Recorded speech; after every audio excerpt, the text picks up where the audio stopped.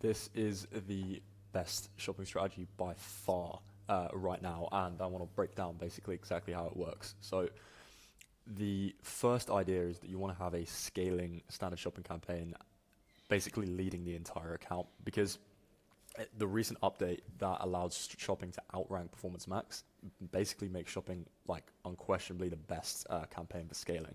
The reason why is because you can essentially have way more control over exactly what you're bidding on. PMax will always do some kind of remarketing. There's literally nothing that you can do about that. It's always going to spend on warm traffic, and if you're not careful, it's going to spend on brand as well. But with standard shopping, you can pretty much exclusively spend on cold terms. You can exclude brand, and you can even exclude things like past purchases and website visitors very reliably. PMax, not so much. So you can exclude warm audiences as well, to the point, and you can decide whether you want to exclude web visitors. This will definitely tank ROAS, but if your primary objective isn't ROAS and it's cold new customer acquisition, which it probably should be, then this is actually probably a good idea. Okay, so this is definitely something you want to consider.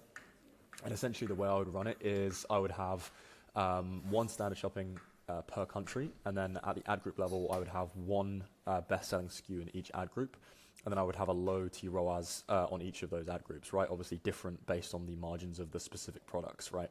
You want to have a very low TROAS, like a surprisingly low TROAS, like 50 to 100%, something in that range. So, actually even potentially just ignoring the margins of the product, because actually what we want to do is have a TROAS that is so low that we want to basically open up the ability for traffic volume to flow through, right? So it doesn't mean that you're going to get a 50 to 100% ROAS. It actually just means that you'll get way more traffic, and especially around Q4 time, which obviously we're in right now, you want to be consistently lowering these targets as we move forward to Black Friday, like consistently. So this works really, really well. And obviously TROAS, the nice thing is it's a smart bidding strategy, right? So it's going to be doing a lot of what PMax does, right, in the terms of like finding new customers, bidding on new customers automatically for you. And the reason why you want to have a best-selling shopping campaign instead of a best-selling PMax campaign, in my opinion, is because of this control that you get, right? This is invaluable. You can also add custom bid adjustments.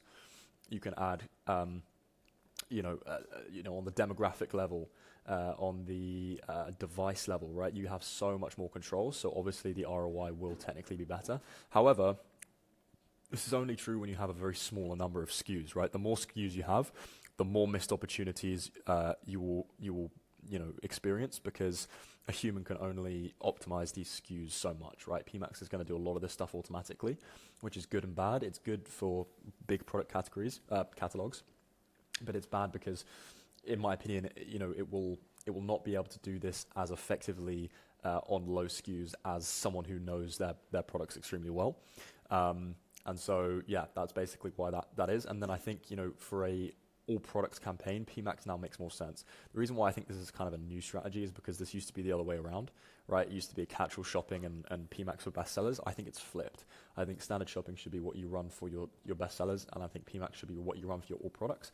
For that very reason, that it will do a lot of this stuff automatically. So it will automatically optimize for bid adjustments, audiences, etc., which is good when you're targeting a lot of products. And it's obviously going to do some remarketing, right? And we want some remarketing going on in the account.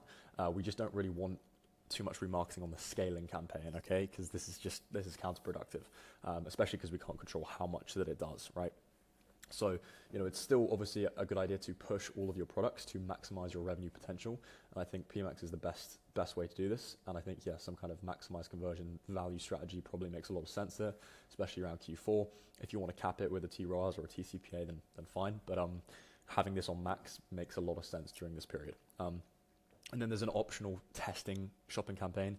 Okay, so this is for products that have low spend or impressions within PMax.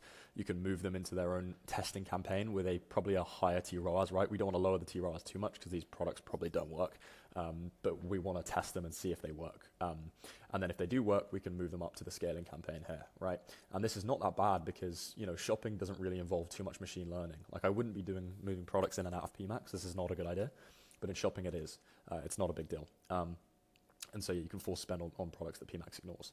So yeah, I made a video before about the update that happened where shopping is now able to outrank PMax targeting the same products. So it's not an issue if PMax is targeting the same products as shopping. I think shopping will probably outrank PMax most of the time because it's going to have a better ad rank if you're able to do this stuff effectively on these specific SKUs. So yeah, I think early adopters of this strategy are going to make a lot of money.